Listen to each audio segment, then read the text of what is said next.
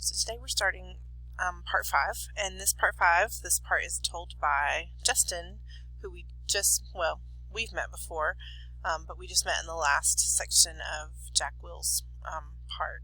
This is maybe Via's boyfriend. She introduced him as a friend. We'll see. So this is Justin.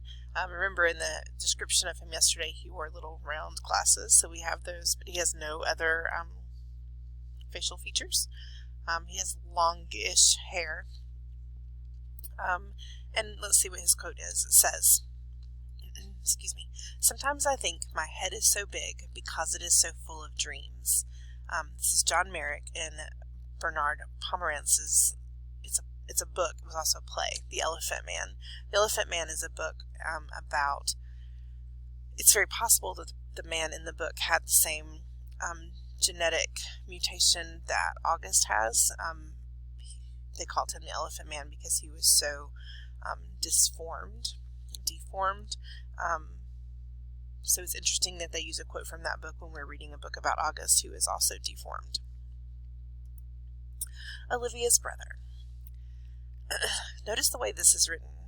Do you see capital letters? They don't even capitalize the word I. So this is, first of all, not okay in your writing that is publishable or supposed to be read for other people. But this is the way they have chosen to show us that Justin is the one speaking. So apparently he doesn't buy into English convention. The first time I meet Olivia's little brother, I have to admit I'm totally taken by surprise. I shouldn't be, of course. Olivia's told me all about his syndrome, has even described what he looks like, but she's also talked about all his surgeries over the years, so I guess I assumed he'd be more normal looking by now, like when a kid is born with a cleft lip or has plastic surgery to fix it. Sometimes you can't even tell except for the little scar above the lip. I guess I thought her brother would have some scars here and there, but not this. I definitely wasn't expecting to see this little kid in a baseball cap who's sitting in front of me right now. Actually, there are 2 kids sitting in front of me. One is totally normal-looking kid with curly blonde hair named Jack.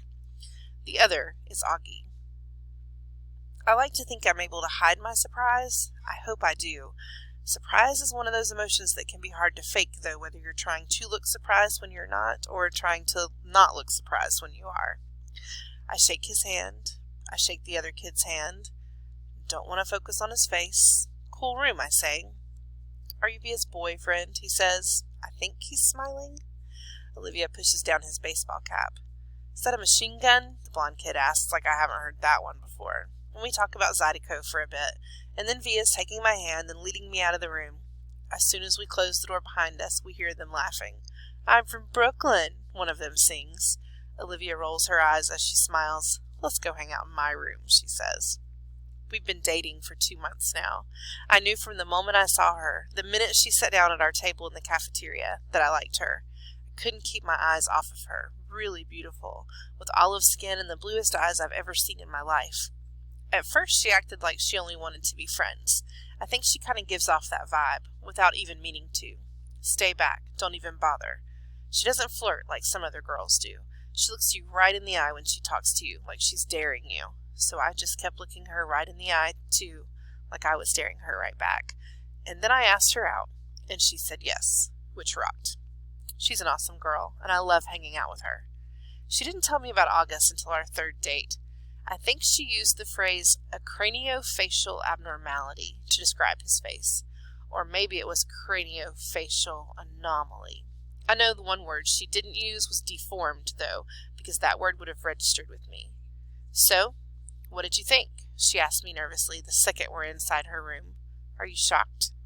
"No," I lie. She smiles and looks away. "You're shocked." "I'm not," I assure her. "He's just like what you said he'd be." She nods and plops down on her bed. Kind of cute how she still has a lot of stuffed animals on her bed. She takes one of them, a polar bear, without thinking and puts it in her lap. I sit down on the rolling chair by her desk. Her room is immaculate. "When I was little," she says, "there were lots of kids who never came back for a second play date. I mean lots of kids. I even had friends who wouldn't come to my birthdays because he would be there. They never actually told me this, but it would get back to me. Some people just don't know how to deal with Augie, you know? I nod. It's not even like they know they're being mean, she adds. They were just scared. I mean, let's face it, his face is a little scary, right? I guess, I answer. But you're okay with it? She asks me sweetly. You're not too freaked out or scared? I'm not freaked out or scared. I smile. She nods and looks down at the polar bear on her lap. I can't tell whether she believes me or not, but then she gives the polar bear a kiss on the nose and tosses it to me with a little smile. I think that means she believes me, or at least that she wants to. Valentine's Day. I give Olivia a heart necklace for Valentine's Day, and she gives me a messenger bag she's made out of old floppy disks. Very cool how she makes things like that. Earrings out of pieces of circuit boards, dresses out of t-shirts, bags out of old jeans. She's so creative. I tell her she should be an artist someday, but she wants to be a scientist, a geneticist of all things. She wants to find cures for people like her brother, I guess. We make plans for me to finally meet her parents. A Mexican restaurant on Amesfort Avenue near her house on Saturday night. All day long I'm nervous about it, and when I get nervous my tics come out. I mean, my tics are always there, but they're not like they used to be when I was little. Nothing but a few hard blinks. Now the occasional head pull, but when I'm stressed, they get worse, and I'm definitely stressing about meeting her folks. So when we talk about tics around here, we're often talking about the bugs that burr into your skin, and we look for those during the summer, and our moms and dads and our grown-ups check our heads, right? And we look for ticks there. That tick is T-I-C-K, tick. This tick is T-I-C, and it's something that's involuntary, meaning you don't have control over it. Your body makes a motion or does something on its own. Breathing is involuntary. I don't have to think, oh, breathe, breathe, breathe. I don't have to think about swallowing. I don't have to think about blinking. Can you imagine if you had to orchestrate your blinking and swallowing and breathing every second of the day? You wouldn't be able to get anything else done. Those are involuntary actions. But he has tics, so it may just be, and you may have seen people that do this, that will blink twice, or just like a hard blink, almost their whole head moves when they blink. And it doesn't happen all the time, it just happens sometimes. Or maybe there's like a pull in their neck to get them to the next, I don't know what I was going to say. A pull in their neck that makes their head go to one side or the other. Those are tics. And sometimes there's triggers for those, whether it's stress or anxiety or any kind of huge emotion. It can also be a good emotion like surprise or happiness or excitement, and that sometimes causes those tics to come out. So he has said that when he gets stressed, his tics come out. So I didn't want you to think that meant he had bugs that came out. His is mostly a hard eye blink, an occasional head pull, and now he's stressing about meeting her folks. So, hope that's helpful. So, back to the story. They're waiting inside when I get to the restaurant. The dad gets up and shakes my hand, and the mom gives me a hug. I give Augie a hello fist punch and kiss Olivia on the cheek before I sit down. It is so nice to meet you, Justin. We've heard so much about you. Her parents couldn't be nicer. Put me at ease right away. The waiter brings over the menus, and I notice his expression the moment he lays eyes on August, but I pretend not to notice. I guess we're all pretending not to notice things tonight. The waiter, my tics, the way August crushes the tortilla chips on the table and spoons the crumbs into his mouth. I look at Olivia, and she smiles at me. She knows. She sees the waiter's face. She sees my tics. Olivia is a girl who sees everything. We spend the entire dinner talking and laughing. Olivia's parents ask me about my music, how I got into the fiddle and stuff like that, and I tell them about how I used to play classical violin, but I got into Appalachian folk music and then Zydeco, and they're listening to every word like they're really interested. They tell me to let them know the next time my band's playing a gig so they can come listen. I'm not used to all the attention, to be truthful. My parents don't have a clue about what I want to do with my life. They never ask. We never talk like this. I don't think they even know I traded my Baroque violin for an 8-string Hardinger fiddle 2 years ago. After dinner, we go back to Olivia's for some ice cream. Their dog greets us at the door. An old dog. Super sweet. She had thrown up all over the hallway, though. Olivia's mom rushes to get paper towels while the dad picks up the dog like she's a baby. "What's up, old girlie?" he says. And the dog's in heaven, tongue hanging out, tail wagging, legs in the air at awkward angles.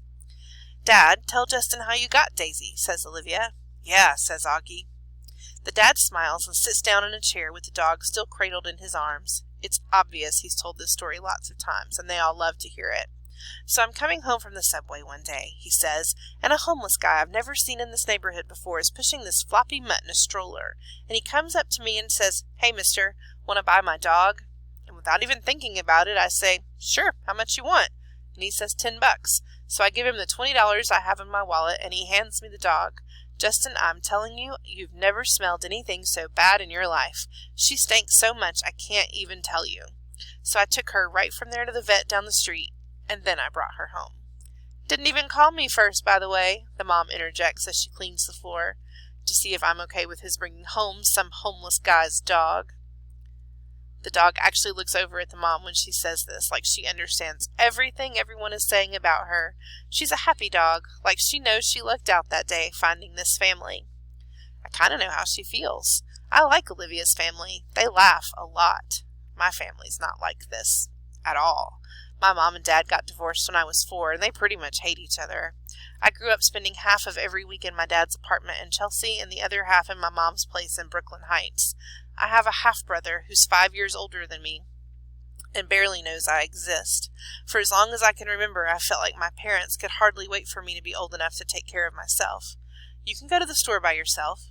Here's the key to the apartment.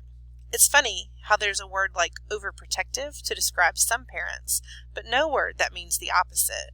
What word do you use to describe parents who don't protect enough? Underprotective? Neglectful?